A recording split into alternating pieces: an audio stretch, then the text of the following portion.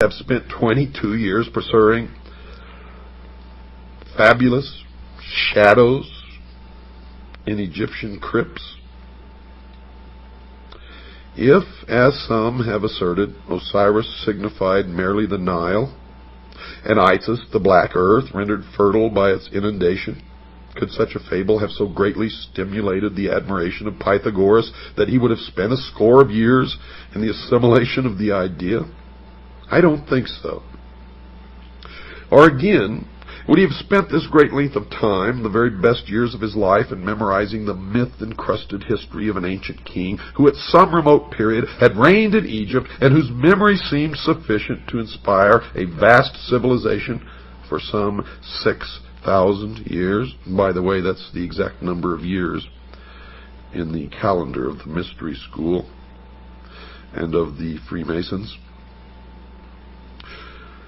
Or would he approach the matter from another of these explanations?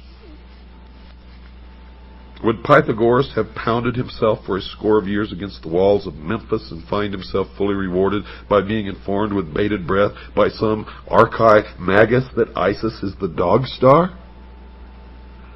I think not. It's not impossible that in the course of its long and illustrious history, folks, Egypt devised many opinions relative to her sacred myths, but no such explanation as involved Egypt alone, her histories, her heroes, or her agricultural problems, could have caused illustrious men from all parts of the world to have visited her in quest of essential wisdom, the central core of which is the myth of Osiris, Isis, and Horus, known as the Osirian cycle. The Nile meant nothing to the Greeks, who cared little whether it rose or fell. The sneezing you hear in the background is my dog Sugar Bear, who always accompanies me into the studio to do these programs. Not Egypt, but the Umbos of Delphi was the center of their universe in Greece, and local fables derived from Egypt's 42 gnomes could never have won for the double empire its illustrious reputation as patron of all learning, human and divine. So we must look deeper. And look deeper we did, folks, and what we found is amazing. For we found that Osiris and Isis and Horus were not ever have meant to be, nor were they ever real people or real gods or spacemen who came from some other world. Not at all. As we have found in our research, and as I have found in my over 20-some-odd years of research into the mystery schools, they are like all the other symbols of the mystery religion. For the public, for the profane, they are the exoteric, and you may make of them what you wish. The adepts, the initiates, the priests, they don't care what interpretation you give the exoteric meaning. And the esoteric is so entirely different from what you may suspect that the answer will surprise you. You see, we cannot be deceived by the obvious, and you can never be deceived by the obvious, or even consider the obvious when looking at any of the mystery religions or the secret doctrine. And we cannot allow ourselves to be misdirected by the evident subterfuges, the deceptions of these ancient priests, who so carefully concealed their arcana from the uninitiated world that we, at this late time, may even doubt its existence. Yet now, today, it is thriving to the point that it controls all levels of our society, military, and government. The ignorant, the sheeple, even among the Egyptians, might derive their inspiration from the processionals and rituals of the state religion, but that's just for the sheeple. For those great philosophers who came from afar were in search of the highest form of human knowledge, the ancient arts, the secrets of the ages, and could not be satisfied by such outer show, Had these fables been but hollow and unsubstantial forms, Egypt would have been the ridicule of the wise, who would speedily have exposed her sham and reduced her vain pretense to a humble state. But this did not occur. You see, the initiates of her mysteries, returning to their own countries, not only felt themselves more than repaid for their hazardous journeys and long vigils, but furthermore, they became founders of distinguished systems of thinking, disseminators of useful knowledge, and in all cases bore witness to a broad and deep learning, and they always took with them a plan for the unfoldment of a world utopian government, which plan still exists today and is still being carried out in secret as the completion of the great work.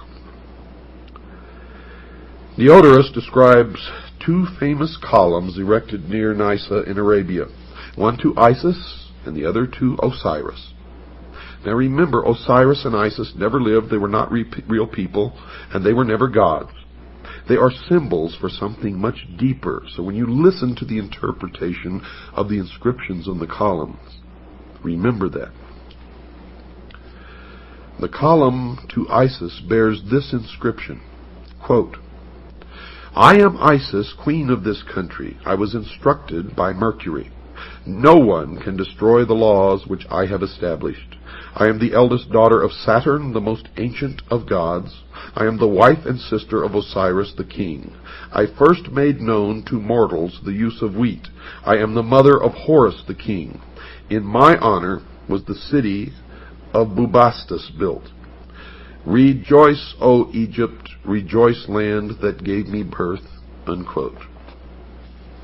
The column to Osiris bore these words, quote, "I am Osiris the king, who led my armies into all parts of the world, to the most thickly inhabited countries of India, the north, the Danube, and the ocean. I am the eldest son of Saturn. I was born of a brilliant and magnificent egg, and my substance is of the same nature as that which composes light. There is no place in the universe where I have not appeared, to bestow my benefits and make known my discoveries," unquote. And the rest of the inscription, of course, was destroyed. Now, while the inscription on the pillar, or the obelisk in honor of Isis, may be veiled, the inscription on the obelisk dedicated to Osiris is certainly not. He was born of a brilliant and magnificent egg, and his substance is of the same nature of that which composes light. There is no place in the universe where I have not appeared. Osiris, of course, was the sun. In examining Plutarch's treatise, the introductory remarks appear of special significance. Yet, folks, these remarks are wholly ignored by Egyptologists, who are content to confine themselves entirely to the fable which constitutes the larger part of the writing. If Plutarch, by any word or symbol, reveals even a small part of the sacred mystery, it is to be found in the following words, quote, "For Isis, according to the Greek interpretation of the word, signifies knowledge, as does the name of her professed adversary, Typhon, signify insolence and pride. A name, therefore, extremely well adapted to one who, full of ignorance and error, tears in pieces and conceals that holy doctrine which the goddess collects, compiles, and delivers to those who aspire after the most perfect participation of the divine nature." Now, if you have a keen intellect, you can all decipher everything else that I'm going to tell you on this program, and probably the next one, in that short paragraph. And I'll let you ponder that as I continue.